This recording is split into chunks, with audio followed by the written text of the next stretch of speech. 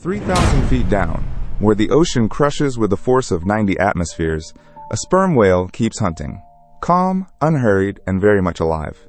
A human here would black out in seconds as their ribcage buckled. But the whale has already let its lungs collapse on purpose, squeezing them flat below 300 feet. Its heart has slowed to just 10 beats a minute. Its muscles, stained near black, hold a private oxygen reserve 10 times richer than yours. So how does a mammal that breathes air thrive where sunlight dies? On paper, the whale should already be dead. Start with the water itself, the first killer. At 914 meters, 3,000 feet down, the pressure climbs to roughly 91 atmospheres, about 1,340 pounds bearing down on every square inch. This relationship has a name, Boyle's Law, published by Robert Boyle in 1662, and it is pitiless. Double the pressure and you have the volume of any gas, so at 91 atmospheres, a lungful shrinks to barely 1% of its surface size. Every 10 meters you sink adds another atmosphere, so reaching the whale means stacking 90 on top of the one you were born under. It is the weight of the entire ocean overhead, pressing from all sides at once, and it does not negotiate.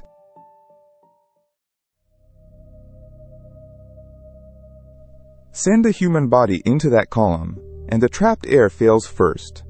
Our lungs are balloons, our rib cage, a springy cage built to hold them open against the sky. But air obeys pressure, and under 91 atmospheres, the air inside a chest compresses to a fraction of its size.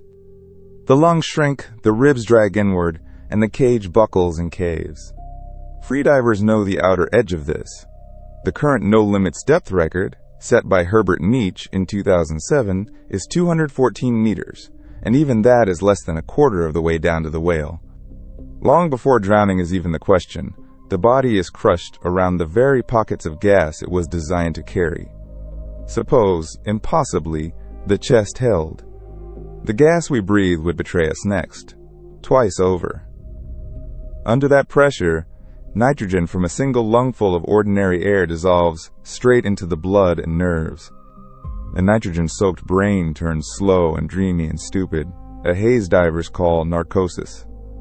Jacques Cousteau, diving in 1943, called that dreamy haze the rapture of the deep, and divers still reckon it by a rough rule of thumb. Every 10 meters past 30 feels like another martini on an empty stomach. Then rise too fast, and that same dissolved nitrogen boils back out into bubbles inside the veins and joints. Divers name the agony that follows the bends, and it can cripple or kill in minutes.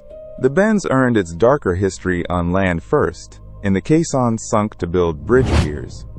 Washington Roebling, chief engineer of the Brooklyn Bridge, was crippled by it in 1872 and directed the rest of construction from his window through a telescope. Two opposite dangers, both hiding inside one ordinary breath. And even if the crush and the gas spared you, the dark would finish the job. Sunlight does not travel far in seawater. It thins with every meter, drains of color, and below about 1,000 meters, almost none survives. Below 200 meters lies the twilight zone, and past 1,000 the aphotic zone, where the only glow is the cold blue-green of animals making their own light. The ocean there is a black that has never seen a sunrise. No horizon, no shadow, no up for your eyes to grab. So count them, the three executioners, the crush, the gas, the dark. And here's the cruelty at the center of this story. They do not take turns. They arrive together, in the same instant, in the same place. That paradox is the whole mystery, because the exact depth that would end a human in seconds is precisely where our diver goes to feed.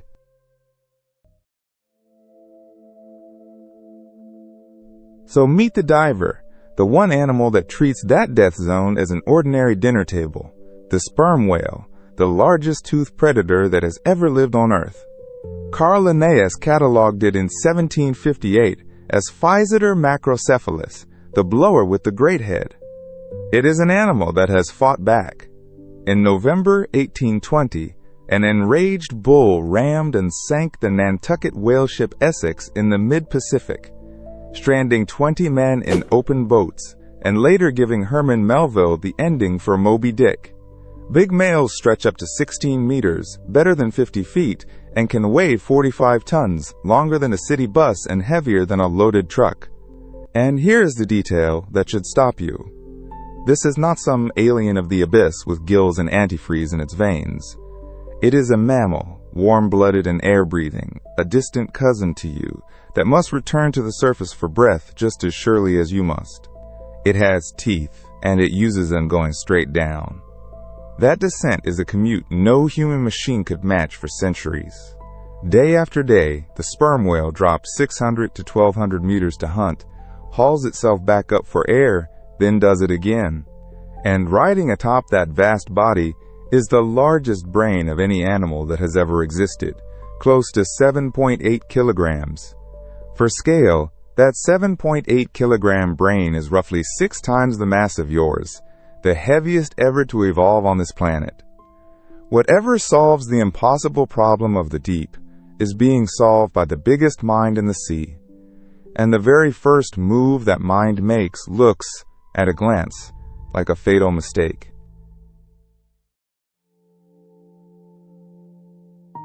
Because the first trick runs backwards. Faced with pressure that crushes air, you would expect the whale to armor its lungs and defend every last breath. It does the opposite.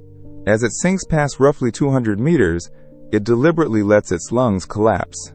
The tiny air sacs buried deep in the lungs, the alveoli where a mammal normally trades gas with its blood, deflate and fold shut. The whale gives up the one thing a drowning human would fight hardest to keep. That surrender is the entire point. As the alveoli close, the leftover air is squeezed up and out, driven into the trachea and bronchi, the stiff windpipe and airways running back toward the mouth. Those tubes are rigid, and their walls do not absorb gas. The air is now parked where it can do no harm. It cannot press into the bloodstream. That one relocation quietly kills the bends before they start, because nitrogen never gets the chance to dissolve into the blood at all. The whale beat the gas not by resisting it, but by hiding it. With no trapped air left to squeeze, the crush loses its grip. The crush needs a pocket of gas to collapse. Empty the pockets, and there's almost nothing left for pressure to act on. The whale's ribcage is built to cooperate rather than resist, hinged and flexible instead of a rigid box, designed to fold inward and flatten rather than snap. And the rest of the animal is very nearly water. Living tissue is almost incompressible, the way a full water balloon barely changes shape no matter how hard your hands close on it. So when 91 atmospheres press in at 914 meters, the whale does not fight the pressure. It simply offers it nothing to break. Which forces an obvious question. If the lungs are flat and emptied on the way down, where's the oxygen for a dive that can last most of an hour? The answer overturns intuition. The oxygen was never mainly in the lungs. The great majority of a sperm whale's dive supply is stored inside its muscle, locked into the meat itself. The molecule doing the storing is myoglobin, an oxygen-binding pigment inside muscle tissue. Humans carry a little. The sperm whale carries it at roughly 10 times our concentration, so much that the muscle no longer looks the pink or bright red you would expect. Instead, it is stained a deep, near black, the visible signature of flesh soaked in oxygen. In 2013, a team led by Scott Merceda and Michael Barenbrink traced how such extreme muscles are possible. The myoglobin surface is electrically charged, so the packed molecules repel rather than clump, letting deep divers cram in concentrations that would clot an ordinary animal's flesh. The whale's body is literally a battery, and the charge is held not in its lungs, but in its meat. Once a dive begins, the lungs are almost an afterthought, because the muscle holds the majority of every breath the animal will spend in the deep.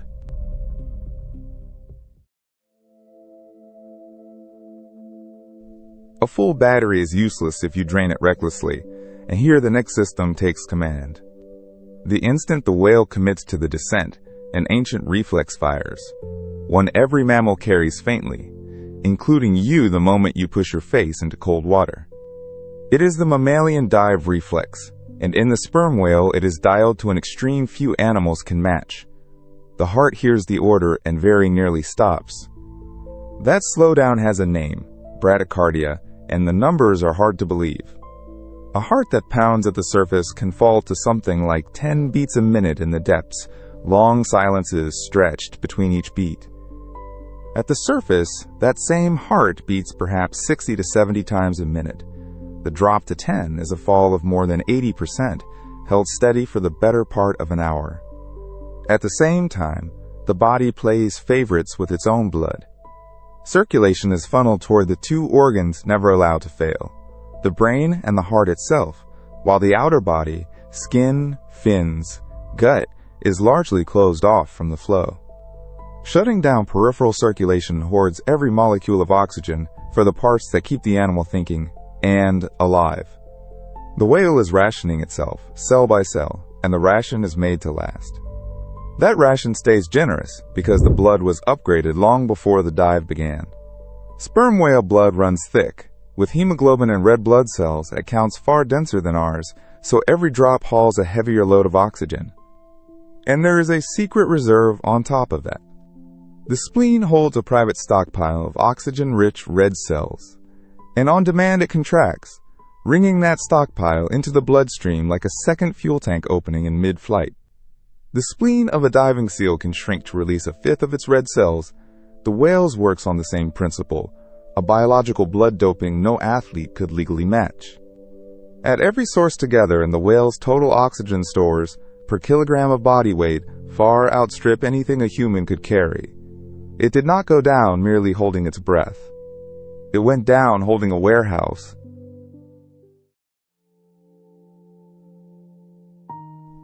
All that stored oxygen buys time in a place where eyes are nearly worthless. Remember the dark, the third executioner.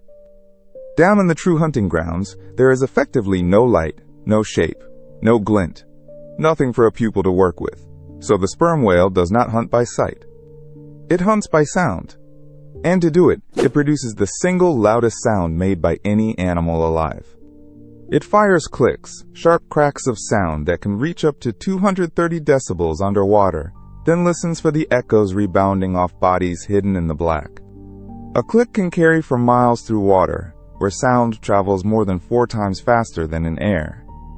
This is echolocation, sonar grown out of living flesh, painting a detailed map of a world the whale will never see. It works the aphotic song, the lightless layer below 1,000 meters, where sunlight has surrendered completely.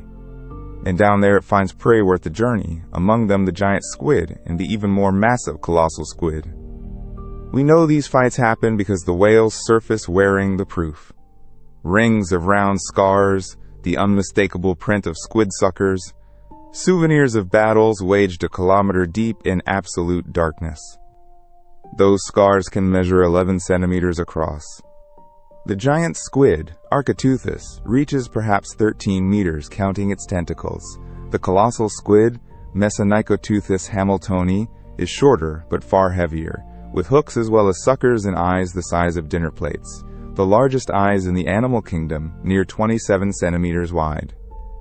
Now hold every piece in your mind at once, because that is how the whale holds it. The lungs collapsed and emptied, the rib cage folded. The muscle blackened with hoarded oxygen, the heart ticking down to 10 beats a minute, the blood thickened, the spleen wrung into the veins, the sonar hammering pulse after pulse into the dark. Every one of those systems runs at the same moment, drawing on the same finite resource, all descended from a single breath taken at the surface. And it does not run for a moment.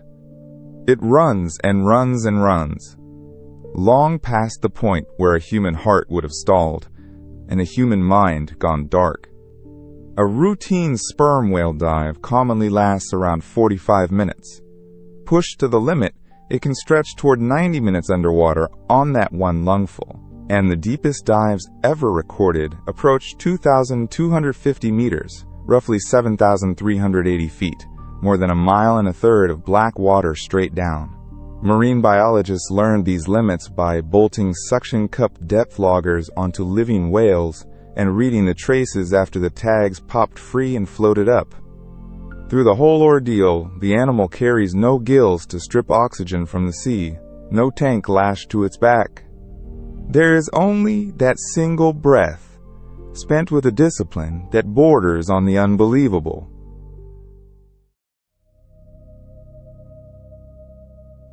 Then, at last, it comes home. The whale breaks the surface calmly, with none of the thrashing panic you might expect from a creature that just spent an hour without air. It does not gasp like a drowning thing, and only now, back in the light, does it settle the debt it ran up far below. Down in the deep, it had been borrowing against its own oxygen, spending faster than it could take in. At the surface, the bill comes due. Settling that bill takes a little time. The whale lingers at the surface for roughly 8 to 10 minutes between dives, breathing hard and steady, and every breath, every visible blow of misted spray, does patient work. Fresh oxygen floods back into the myoglobin of the muscle and into the blood, recharging the battery for the next plunge. And notice what never happens on the way up. No bends, no bubbles tearing through the joints, no crippling pain. There cannot be, because the nitrogen was never allowed to dissolve into the blood in the first place. The trick played on the way down is exactly what buys the safe, calm ride back. That leaves one final piece, the strangest and most famous of them all, carried right at the front, the enormous head. In a sperm whale, the head is no modest feature above the mouth. It runs about 1/3 of the entire body length, a great squared-off prow that gives the species the silhouette every old sailor once feared on the horizon. That head is packed with a waxy, oily substance called spermaceti, an evolutionary machine we are honestly still decoding. It helps aim and focus those thunderous clicks, shaping the sound the whale hurls into the dark to see by. It very likely helps with buoyancy too, subtly tuning whether the animal sinks or rises. And in a darker chapter, that same oil turned the sperm whale into a prime target. Spermaceti burned clean and bright in lamps and candles, and for generations whalers pursued these animals almost to ruin for the treasure inside their heads. A single large head can hold close to 1,900 liters of the stuff. At the trade's 19th century peak, the American fleet numbered more than 700 ships, and across the whole era, whalers killed well over 1 million sperm whales. By the 1970s, some populations had been cut to 1/3 of their original size, before the 1986 international moratorium finally called off the hunt. The very organ that lets the whale rule the deep very nearly cost the species everything at the surface.